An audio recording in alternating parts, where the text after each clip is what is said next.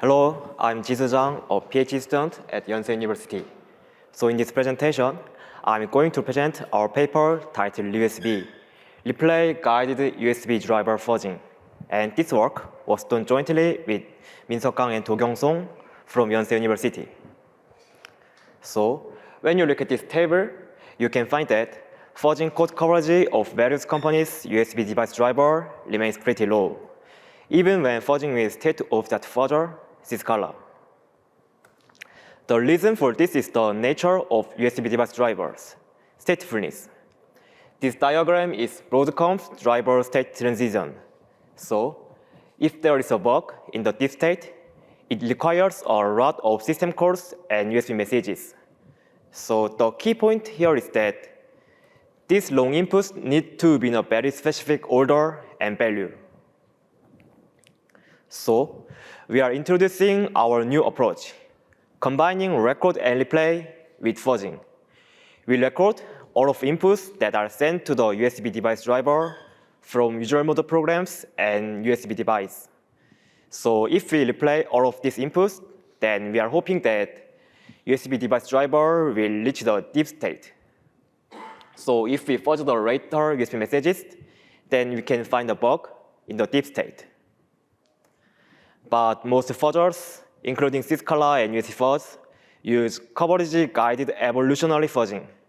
So most coverage guidance fuzzers evolve the corpus toward smaller inputs based on coverage. So they have some limitations. First, minimizations. If there is a system call when it's not replayed accurately due to non-deterministic input injection to USB device drivers, then the fuzzer just discards these system calls using minimization. So then this corpus will never be able to reach the deep state.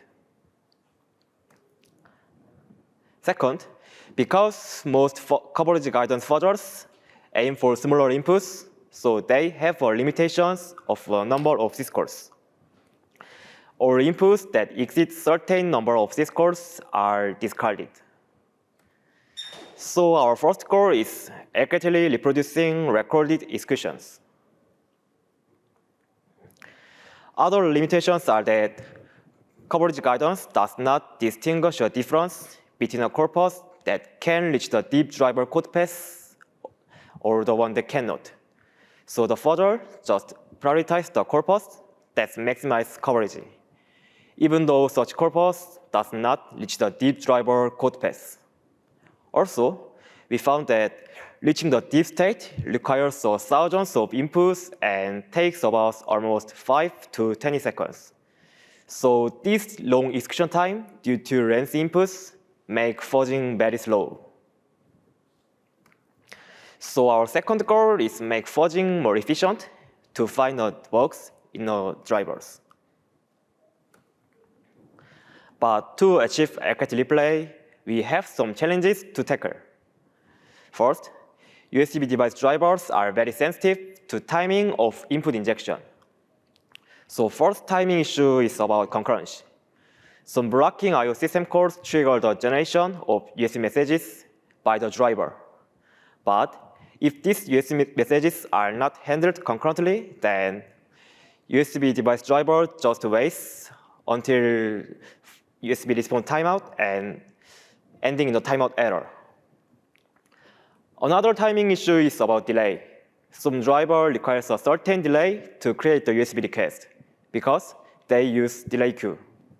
So if this delay is not considered, then USB response will be sent to the USB device driver, even if there isn't any matching USB request.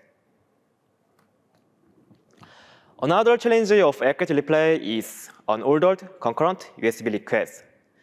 Some driver creates the multiple contacts, such as kernel threads or work queue, so USB messages are generated in the multiple contacts. But the order between USB messages can change due to non-determinism. So if we just send the USB messages as in the same order as in the recording, then it might be replayed accurately. So this mismatch between USB request and response can actually change the behavior of USB device drivers away from recording and could result in errors. So this is a new design on ReUSB. ReUSB is split into two parts, recording part and replay and fuzzing part. So first, recording part. ReUSB records both system calls and USB messages with detailed information. For system calls, it records thread ID, arguments, return, and timestamps. And for USB messages, it records kernel thread ID, work queue ID, payload, and timestamps. Then, ReUSB compile all of these inputs to the trace program. So each system call and USB messages is converted into system call format with our new annotation, such as execution context or timing and concurrent information. So ReUSB used these annotations to achieve accurate replay. So second, this is the replay and fuzzing part. The trace program is mutated and split into each execution context. Then, main thread in the replayer schedule the syscall with our new techniques, time concurrency-aware dispatch, and context-aware dynamic scheduling. Then, so these new techniques makes accurate replay possible. Then main thread sends the syscall to each corresponding execution thread and execute it. So next, I want to talk about more detail of our new techniques.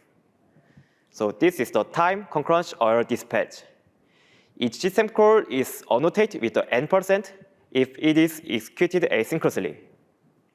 So if there is a blocking IO octal here, then first, replayer schedule and execute this blocking IO octal. Then second, IOctal triggers the generation of USB request and is blocked. Then replayer checks the asynchronous mode of this IOctal, and if it is asynchronous, then third, ReUSB schedule the next system call in different context without waiting for return. So ReUSB can execute system calls in different contexts asynchronously by checking our annotation, and it allows us to handle concurrency issue. Also, time concurrency-aware dispatch can take care of delay issue. Some required delay is annotated at the end of the system calls. So in this case, there is a poll system call with required delays.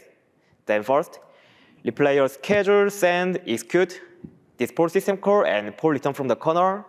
Then second, replayer notices the required delay of poll and just pause the scheduling for that length of the required delay. Then third, replayer only schedule the next system call after this delay. So ReUSB can inject delays between system calls, and it allows us to handle sensitive timing issue about delay, such as some driver requires a certain delay to create the USB request because they use delay queue. Another technique is context-aware dynamic scheduling. When USB request from USB device driver reaches to the replayer, then replayer just analyzes this USB request and find the best matched USB response using payload information and reorder this USB response. Then schedule this USB response and send to the USB device driver. So ReUSB can handle unordered concurrent USB requests by reordering USB response injection. And for efficient USB driver fuzzing, ReUSB only mutates replay trace, and to mitigate the long execution time due to length input, ReUSB adopts replay checkpointing. And if you are curious about more detail of mutation or replay checkpointing approaches, then please check the paper. And we base prototype implementation of ReUSB on these tools. And we use 10 wireless USB device drivers from 3 different categories, such as Wi-Fi, Bluetooth, and NFC. And all of these devices are common in the market. And for recording, we set up dual VM recording environment, and we recorded with typical communication scenarios, such as AP client on Wi-Fi and P2P on Bluetooth and NFC. And under these scenarios, with 10 wireless USB device driver, we create the 19 trace programs.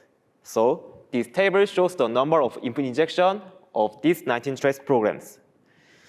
Even with typical communication scenarios, USB device driver can create the thousands of inputs and takes almost 20 seconds.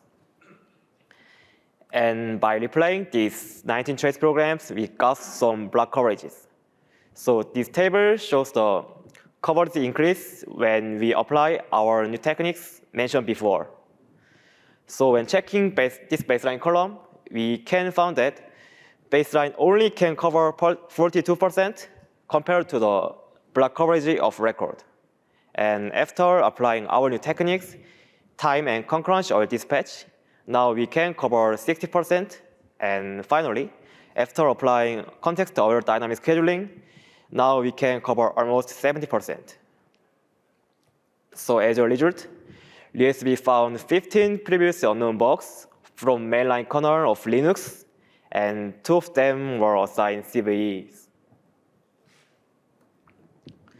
So this graph shows coverage increase in fuzzing when use our 19 trace programs as an initial seed corpus. So we assume that attack occurs on USB side, so we focus on only mutating USB messages. So x-axis represents the time and y-axis represents the coverage. So we use 3 different configurations for this evaluation. And first, ReUSB, our full system.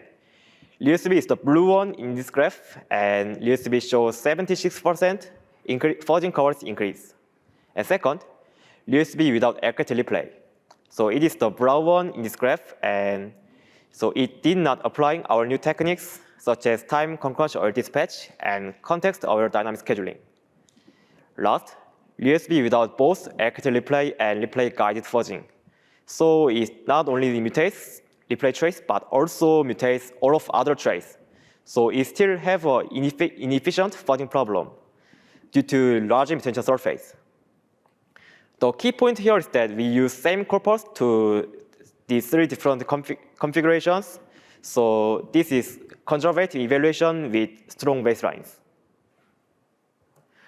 More evaluations such as coverage results, throughput, comparison with prior work can be found in the paper. So in conclusion, we propose a replay guided approach to USB driver fuzzing. And by controlling timing, concurrency, order of input injection, we make accurate replay possible, and the overhead from accurate replay can be compensated through replay guided fuzzing and replay checkpointing. And we show that replay guided fuzzing is effective. By fuzzing 10 stateful USB drivers, we show that fuzzing coverage increased by up to 76%, and we found 20 bugs, and 15 of them were previously unknown, and we obtained 2 CVEs. Thanks for your attention and listening, and I am happy to answer any question. Thank you.